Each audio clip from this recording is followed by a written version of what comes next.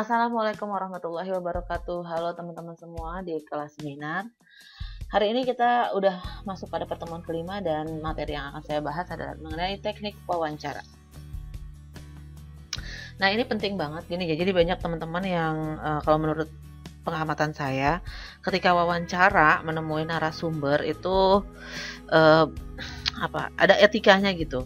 Jadi etikanya itu kita gunakan supaya apa? Supaya wawancara kita berjalan enak, lancar, dan memberikan kesan yang positif bagi kita maupun orang yang kita wawancarai. Jadi siapa tahu di kemudian hari ada adik kelas kita yang mau wawancarain tokoh ini, nah itu memberikan kesan yang positif gitu. Jadinya nggak kapok di wawancara.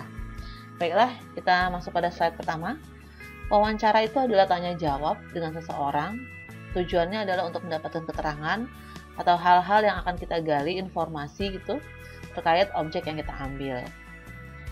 Wawancara tuh biasanya dihubungkan dengan kegiatan jurnalistik. Jadi kalau kegiatan para wartawan gitu ya, hunting berita, getting berita, salah satu caranya, metodenya adalah wawancara. Nah, wawancara ini juga dijadikan sebagai teknik mengambil data di lapangan. Ya, jadi kalau di bab 1 kan ada metode penelitian tuh, salah satunya adalah cara mengambil data di lapangan dengan wawancara. Namun wawancara itu juga dapat dilakukan oleh pihak-pihak yang ada keperluan lainnya, misalnya buat wawancara kerja gitu, atau misalnya ketika tugas akhir, ujian tugas akhir itu kan ada sesi wawancara juga. Orang yang mewawancarai namanya interviewer, yang diwawancarai namanya interviewee. Ya, kalau bahasa Indonesianya orang yang mewawancarai adalah ya namanya pewawancara gitu ya, yang ya kalau orang yang diwawancarai kita sebut narasumber. Jadi seperti yang dibilang tadi, bahwa tujuannya adalah mencari informasi, opini, menggali data dari orang lain ya. Nah, dengan demikian artinya kan orang yang mewawancarai membutuhkan narasumber agar data-data itu bisa tergali dengan maksimal. Nah, kemampuan apa yang dibutuhkan oleh pewawancara agar data-data tersebut bisa keluar dengan lancar gitu. Kadang-kadang ada orang gitu ya, misalnya mau diwawancarain tapi karena pembawaan orang yang mewawancarainya nggak enak gitu ya, ngeselin atau gimana, dianya lagi nggak mood, akhirnya bisa aja jawabnya jadi sekena-kenanya. Misalnya ditanya, Pak boleh ceritain Pak bagaimana terjadinya misalnya kejadian 11 Maret gitu. Bisa jadi kalau orangnya yang diwawancarain nggak mood, dia akan jawab, itu kan udah banyak di buku-buku, kamu baca aja bukunya. Nah loh, kan nggak enak, itu bukan yang kita harapkan gitu ya. Jadi yang kita harapkan adalah informasi bisa keluar dari narasumber dengan gamblang, jelas, dan panjang lebar. Tadi sudah diungkapkan di awal bahwa tujuan wawancara adalah mencari informasi yang lengkap, akurat, dan fair. Nah, penting sekali untuk kita konfirmasi. Jadi sebelum kita wawancara narasumber, ada tahap-tahapan yang harus kita laluin supaya misalnya ketika nanti wawancaranya itu berlangsung, narasumber kita itu sudah siap gitu. Jadi sangat tidak direkomendasikan datang ujuk-ujuk gitu. Terus wawancara itu tidak direkomendasikan.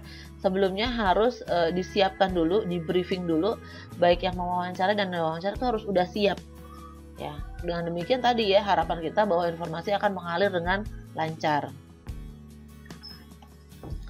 Oh ya, ini nih terakhir nih. Jadi ketika kita wawancara harus ada insight lain atau perspektif lain yang sebelumnya itu sebetulnya belum pernah diungkapin sama banyak orang. Nah, dengan demikian kita akan punya data yang berbeda, data yang baru. Nah, ini adalah persiapan sebelum wawancara. Pertama, hubungi orang yang akan diwawancarai, buatlah janji. Jadi sebelum diwawancara, kamu hubungin dulu via telepon, via WhatsApp, seminggu, 2 minggu, tergantung orangnya ya, apakah dia sangat sibuk.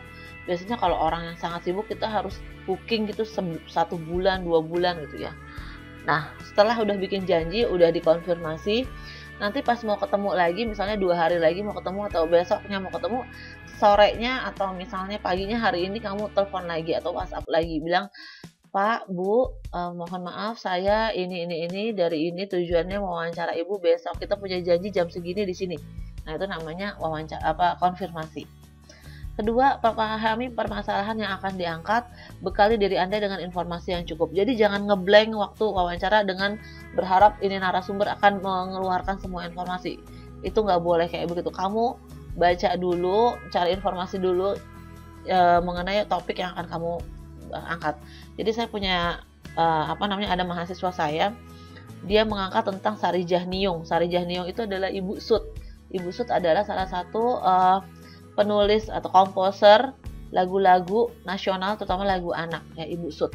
Nah, yang mau diwawancarain adalah cucunya Ibu Sud. Saya bilang sama mahasiswa ini bahwa kalau ketika kamu wawancara, bikin draft pertanyaan dulu, kemudian baca buku dulu yang banyak tentang Ibu Sud.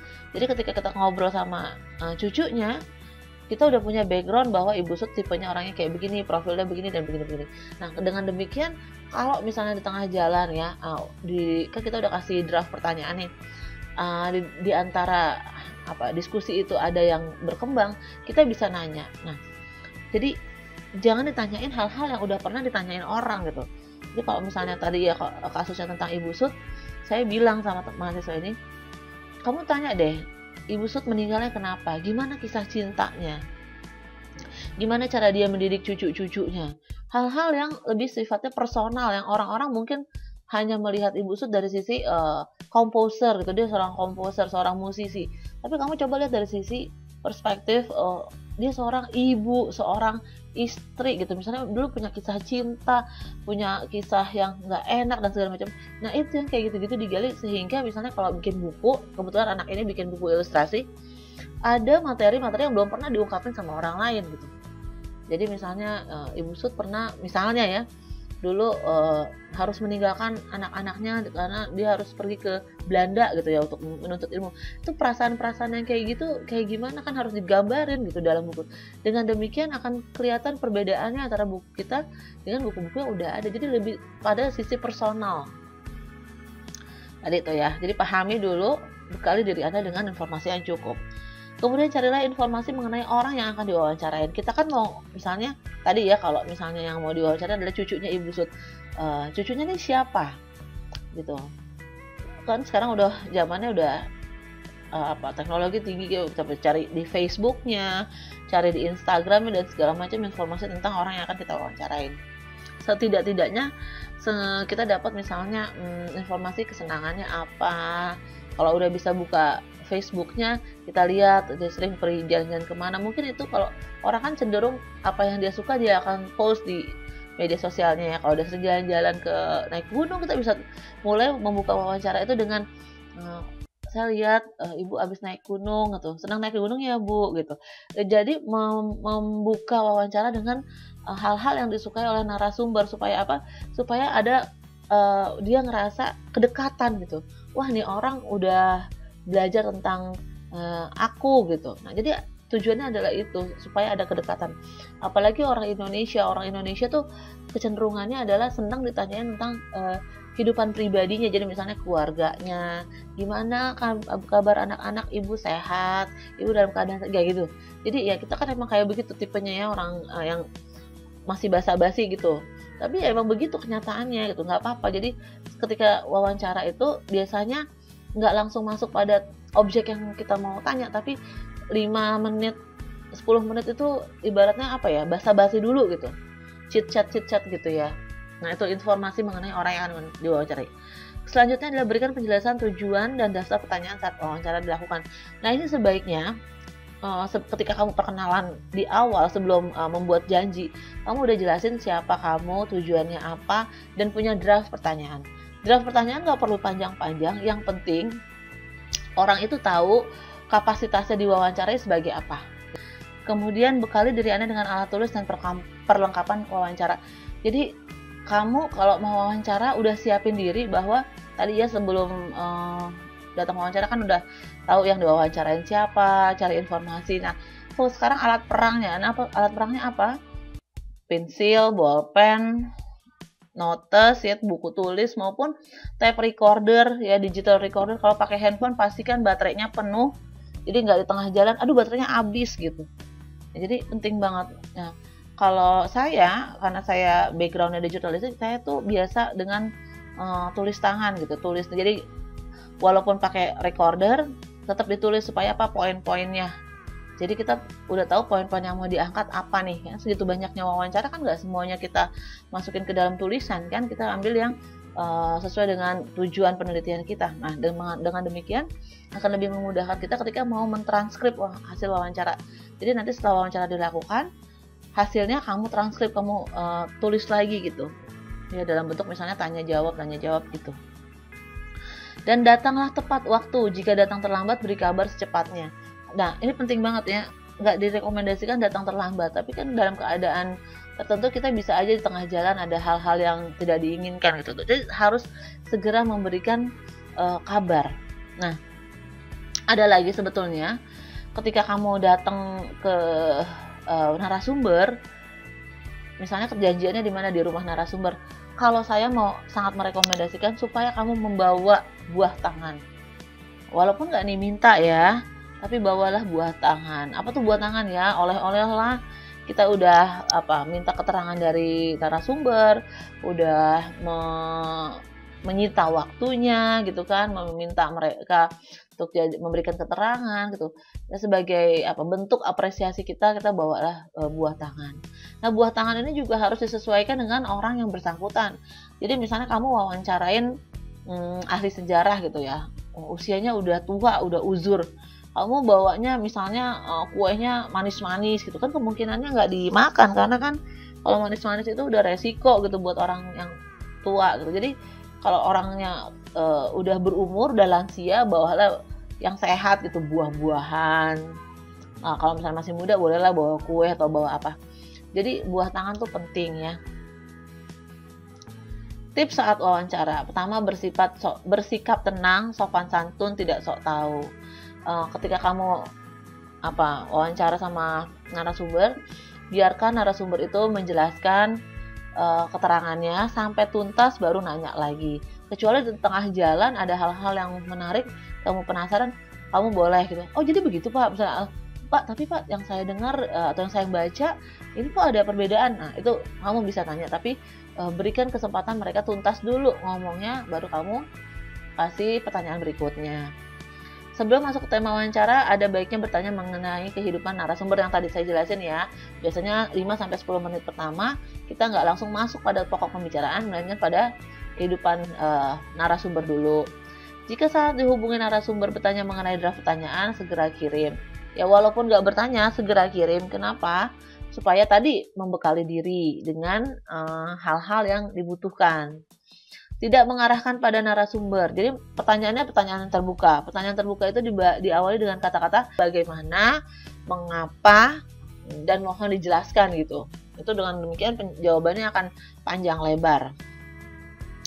Tadi ya, jaga bahasa verbal dan nonverbal. Misalnya kamu malamnya sebelum wawancara itu kamu begadang gitu, akhirnya ketika ketemu sama narasumber nguap-nguap, itu juga boleh begitu ya, harus dijaga. Sebagai pewawancara, mental kita, fisik kita juga harus disiapkan. Untuk hal-hal yang sifatnya rahasia, sebaiknya jagalah kerahasiaan narasumber. Nah, ini penting. Kalau misalnya narasumbernya bilang, Mbak, yang ini materi yang tadi saya omongin tolong jangan di expose ya, atau jangan diberitakan ya, nah itu nggak boleh. Jadi gimana bolehnya? Dari sisi cerita atau informasi yang lain aja. Kan ada ya, misalnya dulu saya pernah dapat narasumber cerita tentang korban pelecehan gitu kan. Nah, ini ketika dia cerita saya detail, saya kan nggak mungkin menulisnya dengan detail gitu. Jadi nggak perlu itu diceritain. Jadi, bilang aja kalau ini pernah terjadi pelecehan terhadap dirinya, lokasinya di sini, usianya waktu itu seberapa gitu loh. Jadi nggak perlu detail-detail yang kayak begitu. Kan itu kita juga harus menjaga kehormatan narasumber kita. Kalau misalnya sudah selesai ditulis wawancaranya, ya, kalau misalnya narasumber minta konfirmasi, boleh lihat nggak tulisannya kayak gimana sih? Nah, kamu boleh kasih lihat. Tapi kalau nggak diminta ya nggak apa-apa, nggak usah dikasih gitu. Jadi tergantung permintaan si narasumber itu. Nah, begitulah teman-teman ya, sangat penting untuk melakukan wawancara intonasinya dijaga ketika minta wawancara, misalnya, "Pak, saya, Lisa dari Universitas Indraprasta, saya mau wawancarain Bapak," gitu. "Bapak bersedia nggak?" "Oh, maaf saya nggak bersedia." "Ya, Bapak." Nah, yang kayak begitu-begitu jangan dikeluarin ya, ditahan, dikendalikan. Jadi, "Oh, mohon maaf Pak, nggak bisa ya Pak?" "Mmm, baik Pak, kira-kira Bapak punya rekomendasi nggak siapa lagi yang bisa saya wawancara ya Pak?" Gitu. "Oh, terima kasih banyak Pak, mungkin di lain waktu kita bisa wawancara. Terima kasih." Jadi intonasi, pesan verbalnya juga tetap harus dijaga. Oke, teman-teman, mudah-mudahan informasi yang tadi saya jelaskan bermanfaat. Saya terima kasih atas perhatiannya. Tetap sehat, tetap semangat. Assalamualaikum warahmatullahi wabarakatuh.